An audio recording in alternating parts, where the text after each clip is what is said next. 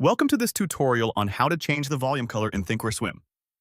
If you want to customize your trading platform for better visualization, adjusting the volume colors can help you identify trends and changes more effectively. Let's dive right in. First, open the Thinkorswim platform and navigate to the chart where you want to change the volume color. Look for the Charts tab and select the specific stock or asset you are analyzing. Once your chart is set up, locate the Style button at the top right of the chart area.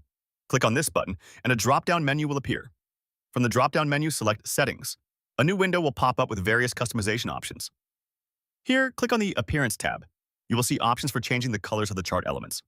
Find the settings for volume, and you will have the option to select colors for both increasing and decreasing volume bars.